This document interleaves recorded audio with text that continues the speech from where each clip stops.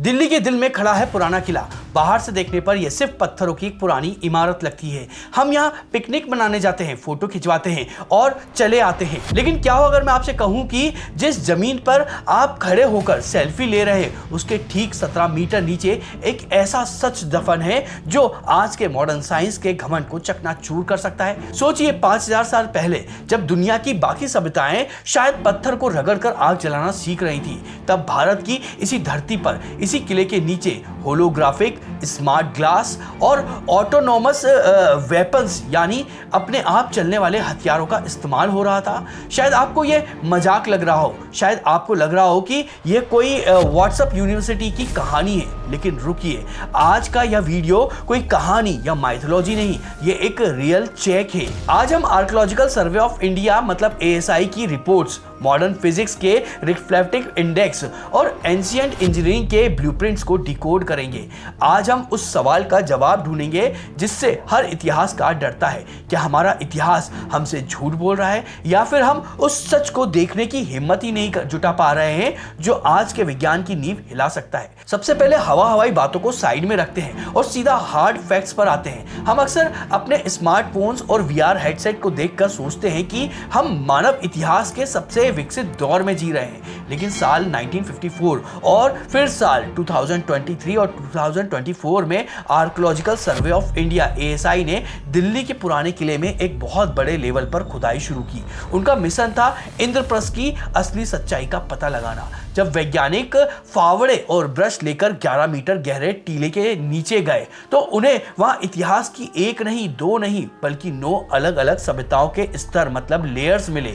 मौर्य काल, गुप्त काल, कुषाण काल। जैसे जैसे वह नीचे जाते गए इतिहास पीछे जाता गया और फिर सबसे नीचे बिल्कुल तलहटी में उन्हें कुछ ऐसा मिला जिसने सब कुछ बदल दिया। उन्हें मिले पेंटेड ग्रे वेयर्स। अब आप पूछेंगे कि ये PGW मतलब पेंटेड ग्रे वेयर्स क्या भला है। प्रोफेसर BV लाल जो भारत के सबसे महान पुरातत्वविदों में से एक हैं, उन्होंने अपनी एक रिसर्च में साबित किया था कि ये विशेष प्रकार के ग्रे रंग के मिट्टी के बर्तन कार्बन डेटिंग के हिसाब से 12000 BC से लेकर 600 BC के बीच के हैं और ये बर्तन भारत में सिर्फ और सिर्फ उन्हीं जगह पर मिलते हैं जिनका कनेक्शन महाभारत से है, जैसे हस्तिनापुर, कुरुक्षेत्र, मथुरा और यह पुराना किला यानी इंद्रप्रस्थ। यानी साइंस ने यह ठप्पा लगा दिया है कि इंद्रप्रस्थ कोई ख्याली शहर नहीं था, वह सच में मौजूद था। वहां पर लोग रहते थे, खाते थे और विकसित समाज चलाते थे। लेकिन यहाँ पर एक बहुत बड़ा और चुभने वाला सवाल खड़ा होता है, एक ऐसा सवाल जो अक्सर लॉजिकल लोग मजाक उड़ाने के लिए पूछते हैं। जब भी आप किसी साइंटिफिक सोच वाले इंसान के सामने महाभारत की हाईटेक दुनिया की बातें करते हैं तो वो एक तर्क देते हैं और जो आपको अंदर से हिला देता है। वो मुस्कुराते हुए कहते हैं कि मान लिया भाई कि वहां शहर था, लेकिन अगर 5000 साल पहले भारत में मिसाइलें थी, विमान थे और महलों में रोबोट्स थे, तो खुदाई में हमें सिर्फ मिट्टी के टूटे हुए मटके और ईंट ही क्यों मिली है? हमें कोई मदरबोर्ड क्यों नहीं मिला? किसी रोबोट का टाइटेनियम का हाथ या कोई सिलिकॉन चिप क्यों नहीं मिली है? सच कहूं उस पल हमारे पास में कोई जवाब नहीं होता है। हम उस बहस में हार जाते हैं। हमें लगता है कि शायद महाभारत में लिखी बातें सिर्फ कवियों की अतिशयोक्ति है, लेकिन दोस्तों उनका यह लॉजिक एक बहुत बड़ी गलतफहमी पर टिका हुआ है। वो लोग इतिहास को आज के चश्मे से देख रहे हैं। वो 5000 साल पुरानी मिट्टी में आज के जमाने के नट बोल्ट ढूंढ रहे हैं। जरा 1 मिनट के लिए सोचिए, अगर आज अभी इसी वक्त एक बहुत बड़ी सुनामी आ जाए और हमारी पूरी सभ्यता मिट्टी के नीचे दब जाए तो 5000 साल बाद खुदाई करने वालों को क्या मिलेगा? क्या उन्हें आपका आईफोन मिलेगा? नहीं, उसमें लगी हुई बैटरी, प्लास्टिक और नाजुक मेटल 500 से 1000 साल में पूरी तरह से डिकम्पोज हो जाएंगे या जंग खाकर मिट्टी बन जाएंगे। क्या उन्हें आपकी कार मिलेगी? नहीं, लोहा वापस मिट्टी बन जाएगा। उन्हें क्या मिलेगा? उन्हें मिलेगा आपके घर के सिरेमिक कॉफी मग, आपके बाथरूम की टाइल्स और कांच के टुकड़े। और वो भविष्य के लोग उस कप प्लेट को देखकर कहेंगे कि ओह 21वीं सदी के लोग इतने आदिम मतलब प्रीमेटिव थे कि वो सिर्फ चीनी मिट्टी के बर्तन बनाना जानते थे। ठीक यही गलती हम इंद्रप्रस्थ के साथ में कर रहे हैं। हमें सबूतों के ना मिलने को सबूत का ना होना मान लिया है। आज मैं आपको फिजिक्स के जरिए साबित करूंगा कि जिसे वो जादू समझकर खारिज कर रहे हैं वो असल में एक ऐसी लॉस्ट टेक्नोलॉजी थी जिसे आज का विज्ञान भी पूरी तरह से कॉपी नहीं कर पाया है।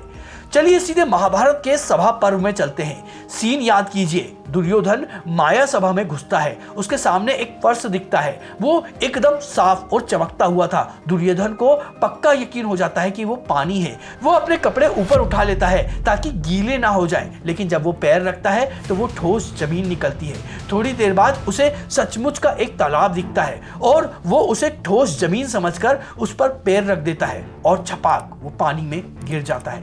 बचपन से हमें सिखाया गया है कि मैं दानव ने कोई जादू किया था, यह एक माया थी। लेकिन अगर आप आज के किसी ऑप्टिकल फिजिशियन के प्रोफेसर से पूछेंगे तो वो इसे जादू नहीं कहेगा, वो इसे कहेगा रिफ्लेक्टिव इंडेक्स मैचिंग। साइंस का एक नियम है, हम किसी भी कांच या पारदर्शी चीज को तभी देख पाते हैं जब वो लाइट मतलब रोशनी को हवा से अलग तरीके से मोड़ देता है। मॉडर्न साइंस की लैब में एक एक्सपेरिमेंट होता है। अगर आप पायरेक्स ग्लास को वेजिटेबल ऑयल या फिर ग्लिसरीन में डाल दे तो वो ग्लास पूरी तरह से गायब हो जाता है, इनविजिबल हो जाता है। क्यों? क्योंकि उस तेल और उस ग्लास का रिफ्लेक्टिव इंडेक्स बिल्कुल एक जैसा होता है। लाइट बिना मुड़े सीधे आर पार निकल जाती है और हमारी आंखों को पता ही नहीं चलता है कि वो वहां पर कुछ है।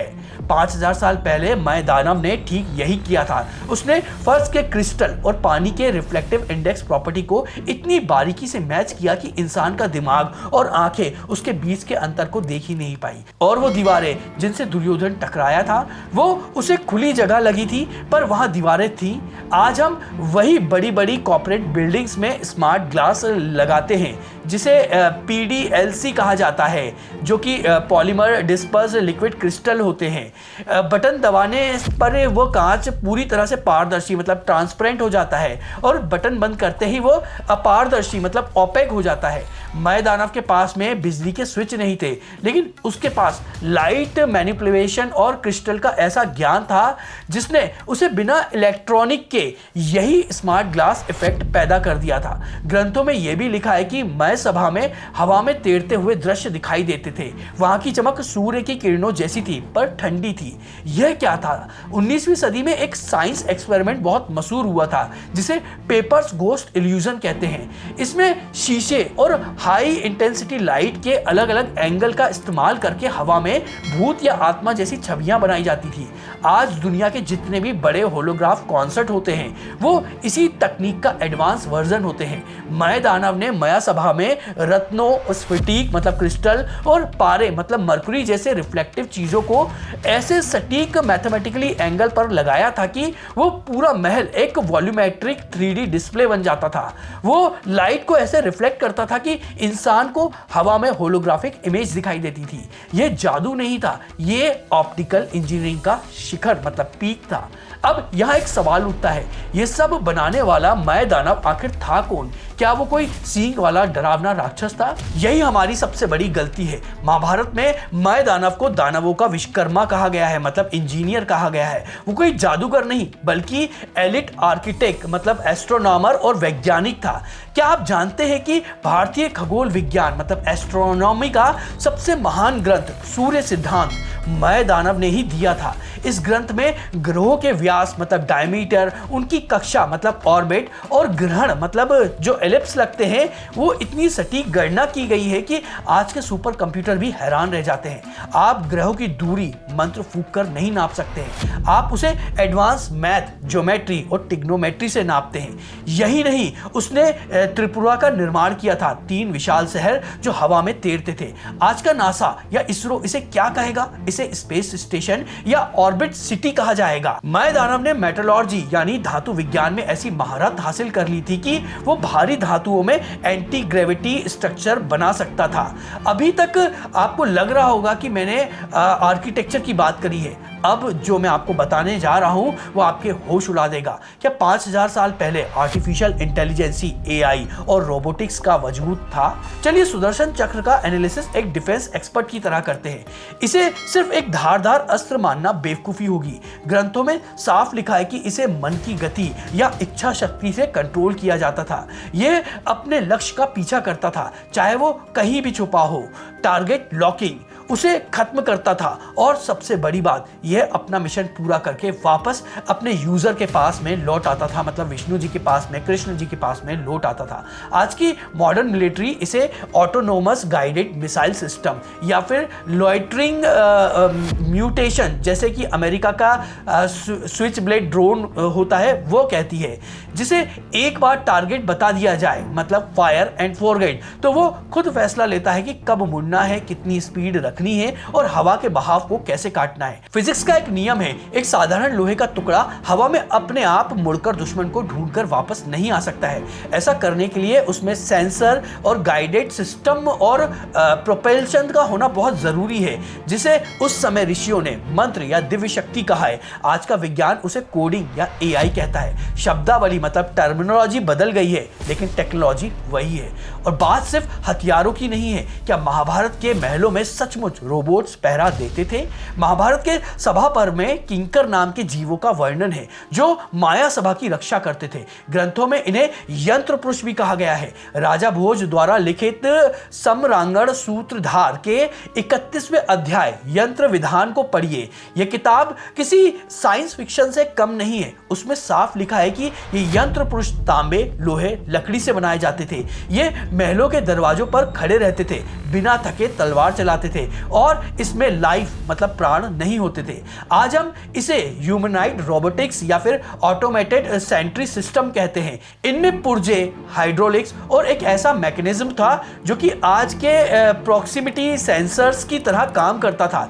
जब कोई अजनबी दरवाजे के पास आता था तो मशीन खुद ब खुद एक्टिव हो जाती थी। मैं दानव ने निर्जीव धातुओं को एक तरह की मैकेनिकल इंटेलिजेंस दे दी थी। यहां तक सब कुछ साइंटिफिक लग रहा होगा, लेकिन हम वापस उसी सवाल पर आ गए हैं। अगर वो मशीनें और रोबोट सच में थे तो वो गए कहां? इसका जवाब छुपा है द ग्रेट रीसेट थ्योरी में। पुराने किले की खुदाई में आर्कियोलॉजिस्ट को उन पीजीडब्ल्यू बर्तनों के ठीक नीचे और ऊपर एक बहुत मोटी सिल्ट की परत मिली है। सिल्ट यानी वो बारीक मिट्टी जो भयंकर बाढ़ और सुनामी अपने साथ में बहाकर लेकर आती है। यह सबूत है एक महाप्रलय का, एक ऐसा क्लाइमेट चेंज या प्रलय जिसने उस दौर की पूरी सिविलाइजेशन को रीसेट कर दिया था। पानी और नमी टेक्नोलॉजी के सबसे बड़े दुश्मन है।